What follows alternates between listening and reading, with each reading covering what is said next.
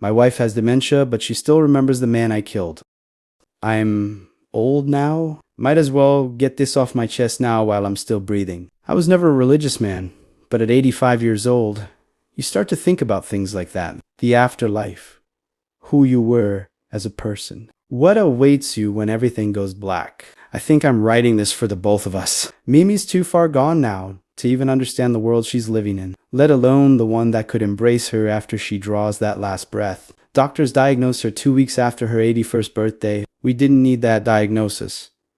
Well, I didn't, at least. I noticed the signs before we even stepped foot in a hospital. It started with names at first, calling our son by her father's name, calling me by her brother's, and vice versa. That kind of thing, you know? When she started wandering around at night, though that's when I knew it was time to confront the inevitable. It was strange, though.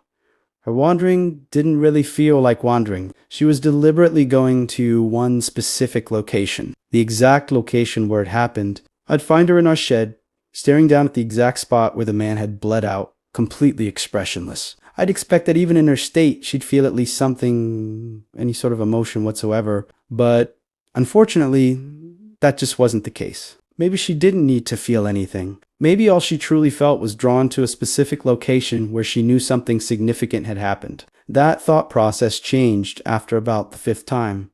However, I could see it in her face. She knew. She knew that she had been violated. She knew that the violator faced no real justice for his crimes. And by the way she was looking at me, she knew that I wasn't going to stand around and let that just happen. When she spoke his name, I didn't know if she was remembering what she had forgotten or if she was addressing me personally. All I knew was that she said it with such clarity that, for a split second, it sounded like she had been healed. From that moment on, every doctor's visit had me holding my breath with uncertainty. If she went off on a ramble about that night, I could hold her hand, shed some tears, and act like I was losing my sweet girl. But a separate part of me had a different way of thinking. I didn't know what I wanted. I didn't know if I wanted to live with the weight of what I had done anymore. I guess that's why I'm writing this now. I know that I don't feel bad for what I did. How could I? Mimi was an angel, a light in a world full of darkness and hatred. And that man had taken away a part of that light, changed her in a way that she never fully recovered from. Even still, a life is a life. And I had taken one. I had acted as judge, jury, and executioner, all while my wife watched. It would help her move on, she told me. I need to see it. She never moved on. Even now, even while she drifts away, there's still a part of her that knows. And maybe this wouldn't be so difficult if she didn't continue calling me by his name, reminding me every day of the person I've been trying to forget for nearly 50 years now. Maybe this is all a sign for me to finally air out dirty laundry, I suppose. Every tongue shall confess, the Bible says, and I think that's what I'm doing now. The Ghost Freak. After many days, I finally sat down in front of the TV. My board exams had come up in between, so all my focus was on my studies. Ugh, Cartoon Network shows too many ads. Just when the show was getting interesting, a wave of frustration hit me. Suddenly, an ad appeared. Ben 10 toys now inside Jim's balls. Seeing this, my face fell. I always used to watch this show with my brother. The next day at the farewell, the only thing anyone was talking about was those Ben 10 toys. "Do you have Ghost Freak?" Hussein asked me. No, I'm not collecting those," I replied. "Why?" "Everyone in school is collecting them, and everyone is after that one alien Ghost Freak. People say it's incredibly rare, like 1 in 1,000, he explained. If it had been any other alien, it might have been okay. But the last time my brother and I watched the show, it was the episode where Ghost Freak makes his debut. In that episode, when Ghost Freak rips open his skin to terrify Zambozo, my brother's condition took a turn for the worse. That alien consumed his thoughts. He started having nightmares. He claimed Ghost Freak was trying to crawl out of his dreams. A few days later, my brother passed away. I explained all this to him. "Oh," Hussein looked down. "I'm sorry." "No, there's no need to be sorry," I said. "I shouldn't have brought up those old memories," he said, lifting his head and placing a hand on my shoulder.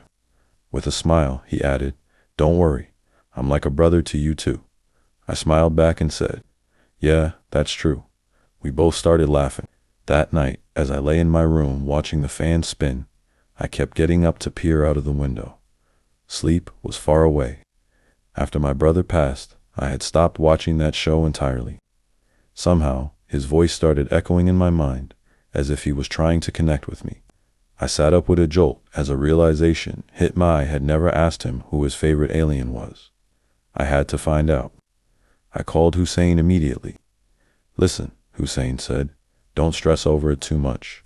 Just do one thing. Go buy a pack of Cadbury gems. Whatever alien toy you find inside, consider that your brother's favorite, just like that. But that's just a guess, I argued. Then you tell me, what else can we do? Hussein replied. Trust me, put yourself in your brother's shoes. Gems are expensive, and kids can't always afford them. Usually, when something is a luxury, whatever a kid finally manages to get becomes their favorite by default. Even if that alien wasn't his favorite before, it would have become his favorite the moment he owned it. That actually makes sense, I said. Exactly. Now, just do as I say. The next morning, I reached the store. Uncle, give me a pack of gems. I only have one left, inside that glass case, he said. I looked at it and saw it was covered in dust and cobwebs. This looks really old. I want the one that has the Ben 10 figures inside, I said. This is the one. It just gathered dust, sitting there, he replied, but these only started selling a few days ago. How is it already covered in dust? I wondered. If there's no figure inside, I'm bringing it back to return it, I told him. Fine, he said. I took it and headed back home. I twisted open the gems container, and the dust flew up right into my face. Coughing, I set the gems aside and looked at the toy first. It was a ghost freak. I felt a mix of excitement and tension. I called Hussein immediately. Bro, I opened the gems packet and a ghost freak came out. What? What are you talking about? I can't believe it. Are you sure about the name? You aren't confusing it with another alien, are you? Of course not. How could I forget this one? I said, staring at the ghost freak. I can't believe it. Okay, tell me, what does it look like?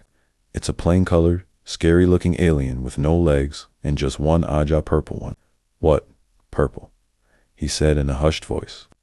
What you described is correct, but its eyes should have been green. He started jumping with joy. I think you got a rare edition. Ooh. I don't know, but I didn't expect this alien, I said in a hushed voice. Hey, it's just a toy, Hussein replied. Yeah, but my brother's favorite. Ghost. Listen, are you crazy? He shouted. Do you really think your brother's death happened because of this? Because of a cartoon? But he passed away just a few days after watching it. But are you sure he hadn't seen this alien before? And tell me one thing, did your brother fall sick after watching it? Or was he already ill? He was already sick, I said, falling silent. Then do one thing, meet me tomorrow, and we'll talk about this properly. And yeah, keep that toy safe. The call ended, and when I turned around, the toy was gone. Oh man, did it fall out the window? I wondered. Then, looking closely, I found it lying on the floor in the shadows. I placed it back where it was and got back to my studies, only to hear something fall again. Once more, I found it lying in the shadows. It must be falling because of the wind. I'll just keep it on my table, I thought. I started studying again, but it felt like its large eye was watching me. I tried to look away, but my gaze kept drifting back to it, so I simply turned the toy around and resumed my work. After finishing dinner, when it was time to sleep, that thought started haunting me again. I was breaking into a cold sweat. This was my brother's favorite, yet this is what took his life. But then I thought, how could a plastic toy, barely half the size of my finger, kill my brother? It was just a cartoon, after all. I began to laugh at myself. I hadn't even slept properly before I jolted awake and sat up in bed. My brother, he had appeared in my dreams again. I turned my gaze toward the table, but Ghost Freak was gone. Where did it go? I switched on the light, but it wasn't working. Oh God, first the toy goes missing, and now the lights. I turned on my phone torch and began searching inside the desk, in the trash can, or maybe it had slipped under the bed. I lay down and shone the light under the bed, and there was my brother, AAHH. I screamed and shone the light back toward that spot, but no one was there. I stood up, wiping the sweat from my forehead. What kind of mess have I gotten into? I shouldn't have bought it. I decided to try and sleep again. I needed it. Just then, a cold breeze brushed against my body with a hiss, and a voice whispered in my ear, "I don't have it." I was wide awake now. That was Ghostfrake's voice, I thought. I bolted toward the stairs to get to my parents, but the stairs seemed endless. It felt like I was stepping on the same steps over and over again. Suddenly, I felt a hand on my back, and I was shoved down. I scrambled to my parents' room and burst through the door, but they weren't there. "You aren't, Ben, and this isn't a cartoon where you'll be saved," a voice echoed. I swung my arms around, but there was no one. Then, out of thin air, that pale color began to manifest. Those eyes drifted from the stomach area and swam up to the face. It said, "Looking for me." I realized then this wasn't just a cartoon, and my brother hadn't died from some minor illness. I just have to run until the sun comes up, I thought, sprinting toward the front gate. But he appeared right in front of me, waiting for the sun. Do you know how many years I've been waiting to come out into the sun? Yes, I know, he said, inching closer. I collapsed to the ground. Then he ripped open his chest, just like in the cartoon, but instead of those strange alien tentacles, I saw my brother. "Brother, why are you sitting there?" "Brother, that's my brother. Come inside. We'll be together here forever," he said. My hands began moving forward on their own until he pulled me inside. The next day, Hussein was waiting. "Oh, you're here? Did you bring that Ghostfrake alien?" "No." "Then what are you even doing here? And why are you giving me that weird smile?" "Wait a minute." Hussein stepped closer, staring into my face. His voice trembled. "Why are your eyes purple?" The greedy pastor. The pastor watched with greedy eyes as the gold collection plate drifted slowly through the pews. Every coin that dropped inside made the church quieter. Not peaceful quiet, dead quiet. The air itself felt heavy, thick with the sound of muffled breathing and distant whispers crawling through the walls. Every Sunday, he preached the same chilling message from the pulpit. Giving is the only way to silence your demons. And the desperate believed him. A grieving mother emptied her life savings into the plate after hearing her dead son whisper her name from inside the walls of her home every night. A trembling man surrendered his wedding ring after weeks of waking to a dark figure standing silently at the foot of his bed. One by one, the congregation sacrificed pieces of their lives, hoping to free themselves from whatever haunted them. And strangely, it worked. Their demons vanished, but so did parts of them. Their smiles became hollow and lifeless. Their skin turned pale as candle wax. Their eyes looked empty, as though something inside them had been scooped out and taken away. Still, the pastor demanded more. Each sermon became more frantic, his voice trembling with hunger as he warned the congregation, "Demons are never fully satisfied." When the collection plate finally reached me, I looked down, expecting to see stacks of money and jewelry. Instead, the plate overflowed with black human teeth, stained dark as rot. My stomach twisted. Across the church, the pastor's smile stretched unnaturally wide as his eyes locked onto mine. "Your demon," he whispered, "must be starving." Suddenly, every person in the church turned toward me at once. Their mouths hung open, their gums bled freely. Not a single tooth remained in any of their mouths. The collection plate began shaking violently in my hands as something beneath the church let out a low, hungry whisper. "Feed us." The lights died instantly, and in the suffocating darkness, I heard hundreds of teeth chattering as they crawled toward me.